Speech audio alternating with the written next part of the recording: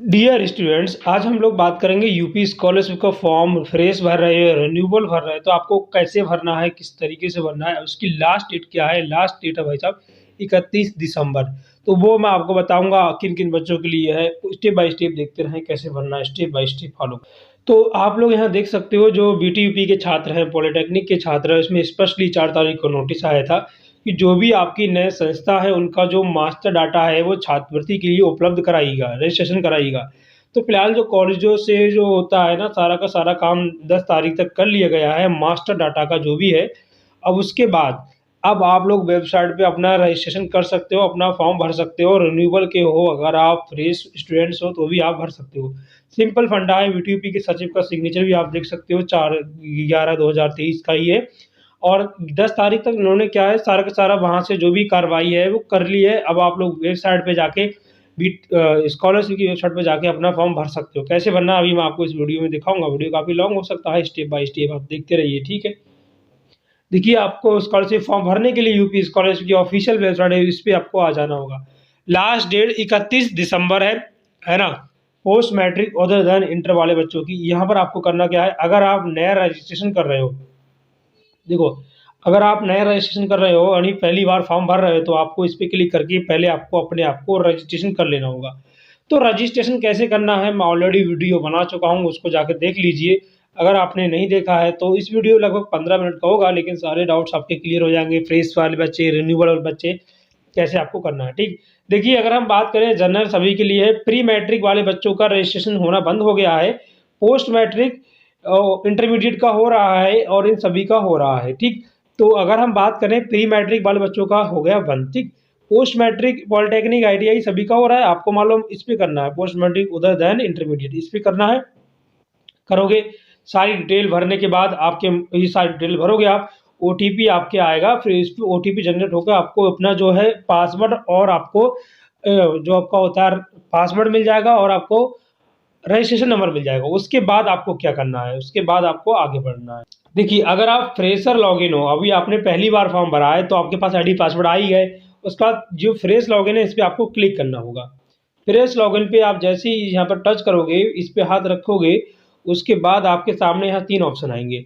अगर pre matric का तो बंद हो ही गया है, इंटरमीडिएट का हो रहा है, पोस्ट मैट्रिक का हो रहा है, तो इन सभी का हो रहा है। तो आपको क्या करना है, इस वाले पे मैं क्लिक करके दिखा रहा हूँ आपको, ठीक है। तो इस पे आपको टच करके अब इस तरीके से आपको भरना होगा। देखिए, ऑप्शन वगैरह सबके आ गए हैं। थोड़ी वेबसाइट में बिजी वगैरह हो सकती है। देखो, 2023-24 लिख के आ गया। अपना जो भी आपको रजिस्ट्रेशन नंबर है, मोबाइल नंबर और जो भी आपका पासवर्ड है डाल के यहाँ पर कैप्चा को सबमिट करेंगे। फिर आपको आगे का प्रोसेस बताता हूँ। ये तो भाई जो फ्रेश है उनके लिए है। रिन्यूअल के लिए भी मैं खुल चुका है, वो रिन्यूअल का भी आपको दिखा दे रहा हूँ, ठीक है। दिक्कत नहीं। फ्रेश का ऐसे आपको करना है, अभी मैं वो करके दिखाऊंगा। अब रिन्यूअल के अगर आप हो तो रिन्यूअल वाला भी ओपन हो गया है, क्योंकि बहुत से बच्चे कह रहे हैं सर रिन्यूअल को ओपन नहीं हो रहा है, तो रिन्यूअल का भी ओपन हो गया। आपको जैसे मान लीजिए आप रिन्यूअल के स्टूडेंट्स हो, यहाँ पर आपको टच करना है, यहाँ पर हैंड रखना है। उसके बाद देखिए, मान लो आप रिन्यूअल के स्टूडेंट्स हो, तो post matric other than intermediate, इस पर आपको टच करना है। देखिए, रिन्यूअल का भी यहाँ पर 2023-24 आ गया है। आईडी पासवर्ड डालने के बाद जब आप लॉगिन करोगे, फिर आपका रिन्यूअल वाला पोर्टल ओपन हो जाएगा। अगर आप लोग कहोगे रिन्यूअल कैसे करना है, इसका वीडियो बनाइए, तो मैं नेक्स्ट वीडियो बना दूंगा कि आपको रिन्यूअल कैसे करना है। इस वीडियो में आपको जो है नया रजिस्ट्रेशन करके फ्रेश स्टूडेंट कैसे लॉगिन करते हैं वो आपको बताने वाला हूँ। स्टेप बाय स्टेप फॉलो करते रहे, ठीक है।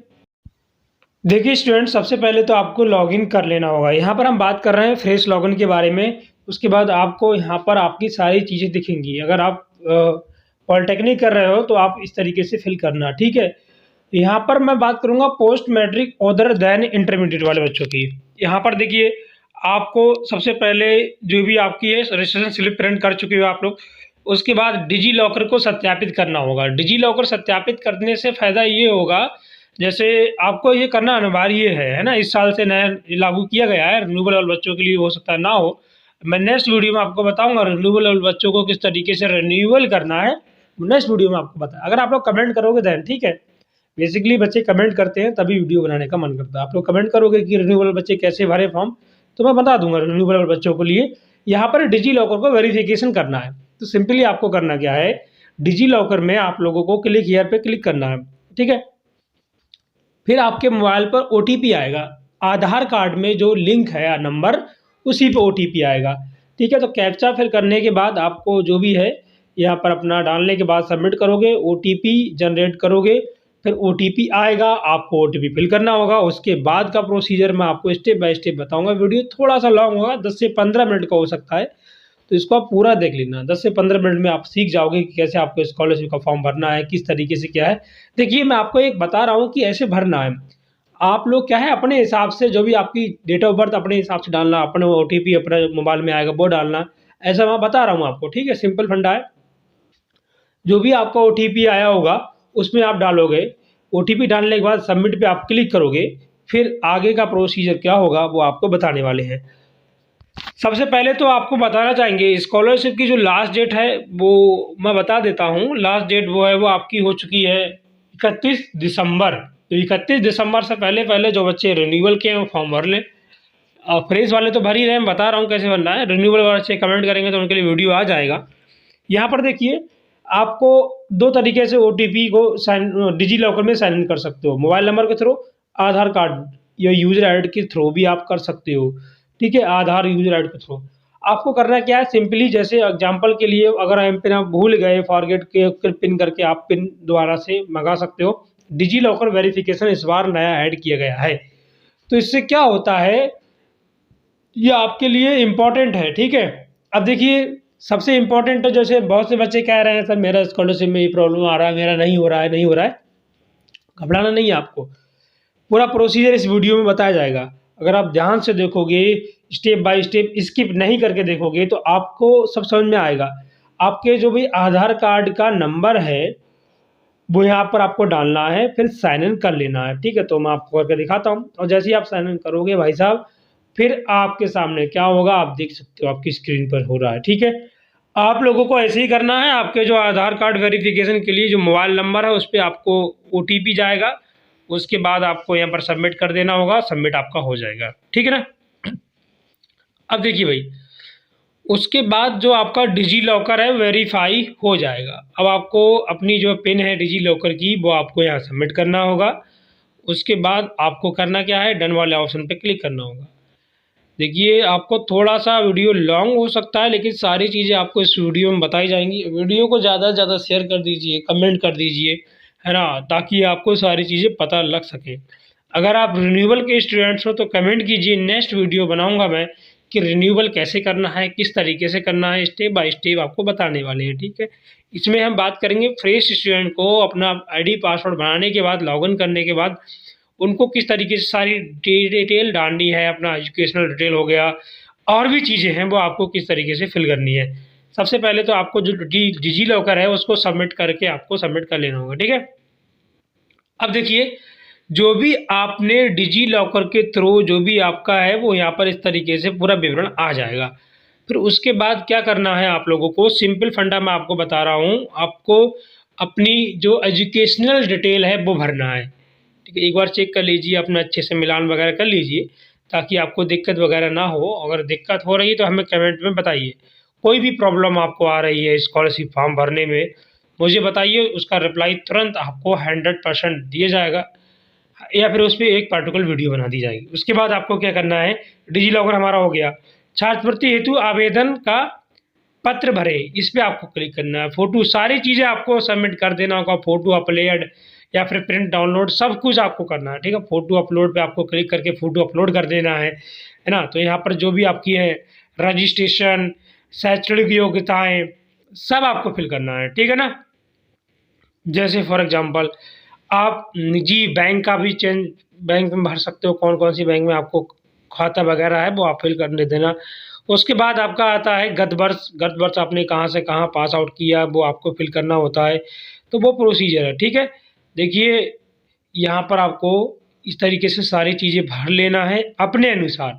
देखिए, अगर आप जो भी कोर्स कर रहे हो वो आपके अनुसार भरा जाएगा। मैं आपको एक एग्जांपल बता रहा हूँ कि यहाँ आपको ऐसे ऐसे भरना है। मान लो आप पॉलिटेक्निक कर रहे हो या फिर आप आईटीआई कर रहे हो, बीएससी कर रहे हो, तो अपने अनुसार आपको भरना है। मैं आपको एग्जांपल बता रहा हूँ कि कैसे कैसे आपको भरना है, ठीक है। तो वर्तमान ब्रांच जो भी है, पाठ्यक्रम का नाम ब्रांच पाठ्यक्रम, मान लो पॉलिटेक्निक कर रहे हो, आप आईटीआई कर रहे हो तो यहाँ लिखोगे आईटीआई, जो भी है अपने अनुसार फिल आपको कर लेना होगा। सिंपल सा फंडा है, आपको ध्यान से फिल करना है। कोई दिक्कत वगैरह आ रही है हमें कमेंट में बताइए। लास्ट डेट इसकी 31 दिसंबर है, ठीक है। तो यहाँ पर आपने क्या लेटर एंट्री से एडमिशन लिया है, नहीं लिया है तो नो कीजिए, लिया है तो यस कीजिए। फिर आपको यहाँ पर आएगा आप हॉस्टलर हो या फिर नॉन हॉस्टलर, दिवा छात्र हो, यहाँ पर दिवासी छात्र हो।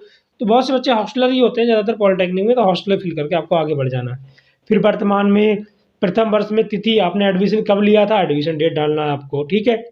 उसके बाद आपको करना क्या है, यहाँ पर आपको डालना है कि जो भी वर्तमान में आपने प्रवेश तिथि, पाठ्यक्रम में आपने किस सत्र में प्रवेश लिया था वो, है ना, वो आपको फिल करना है। फिर आपका बोर्ड कौन सा है, बोर्ड फिल करना है, बीटी यूपी जो भी आपका बोर्ड हो, AKTU, BT UP, MGP, RU, university है, कौन सी यूनिवर्सिटी आपकी है वो यहाँ पर आपको बोर्ड फिल करना है। फिर आपको एनरोलमेंट नंबर, रोल नंबर वो भी फिल करना है। फिर आपको 12 के मेरिट के आधार पर आपने एडमिशन लिया है, तो अगर लिया है तो यस, नहीं तो नो कर दीजिए।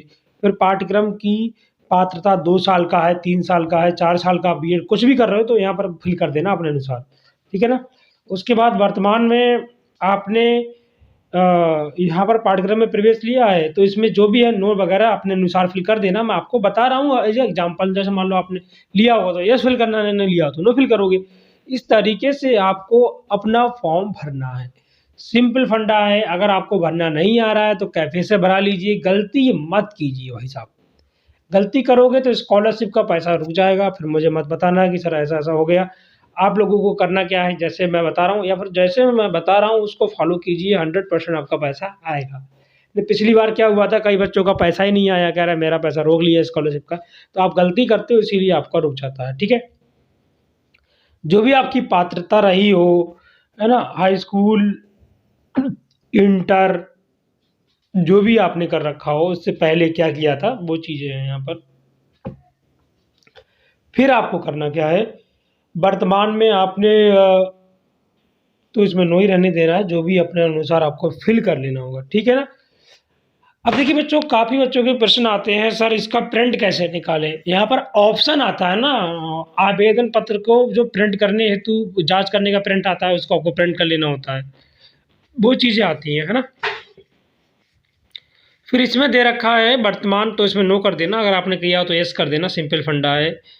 इसके बाद यहाँ पर हाई स्कूल इंटर की डिटेल डाल के आपको सबमिट करना है ना। काउंसलिंग नंबर, अगर आपने काउंसलिंग से पार्टिसिपेट किया है, बीटी यूपी में किया, एकेटीयू में किया, तो काउंसलिंग नंबर आपको डालना होगा।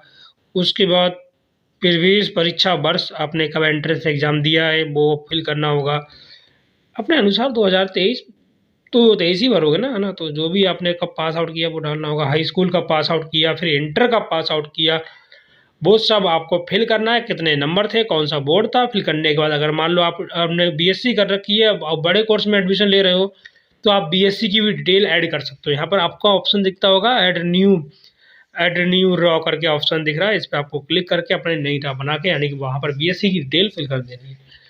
तो सिंपल सा प्रोसीजर होता है, बहुत से बच्चे नहीं भर पाते हैं, दिक्कत आती है बच्चों जो नहीं भर पाते हैं। मैं तो उनसे सजेस्ट करना चाहूँगा भाई कैफे से भरा लें, 100 रुपये का आप लोग लालच ना करें, कैफे से ही भरा लें जिनको प्रॉब्लम आती है स्कॉलरशिप फॉर्म भरने में, ठीक है। और जो बच्चे अपने होशियार हैं, भर सकते हैं, तो वो तो आराम से ही भरें, उनकी कोई दिक्कत वाली बात नहीं है। हाई स्कूल इंटर की डिटेल डालने के बाद आपको सबमिट वाले ऑप्शन पर क्लिक करना है, कैप्चा आएगा, कैप्चा को फिल करना है, फिर आपका फॉर्म है वो सबमिट हो जाएगा। सारी डिटेल, बैंक का विवरण हो गया, सब फिल करके आराम से फिल करना है, कोई टेंशन की बात नहीं है। फिल करने के बाद आपको सबमिट कर देना होगा। सबमिट करने के बाद आप लोगों को अगर मान लो आपको उसका प्रिंट चाहिए, प्रिंट मतलब अभी तो आपका प्रिंट निकल जाएगा, फिर 3 दिन बाद फाइनल प्रिंट निकलता है। तो पहले आप लोगों को क्या करना है, इसका जो सब कुछ ग्रीन ग्रीन हो जाए, सब कुछ आपको कर लेना आराम से। फिर आपको क्या है, जो है स्लिप है वो आपको निकालनी है, वो कॉलेज में दिखानी है, हाँ सर ऐसा मैंने भरा है। फिर 3 दिन बाद इसका फाइनल प्रिंट निकलता है, वो कॉलेज में आपको जमा करना होता है। तो ये सारा प्रोसीजर रहता है आप लोगों को, ठीक है। आज के सेशन को यहीं पर एंड करते हैं। Thanks for watching. Jai Hind, Vande Mataram, take care, all the best, thanks for watching.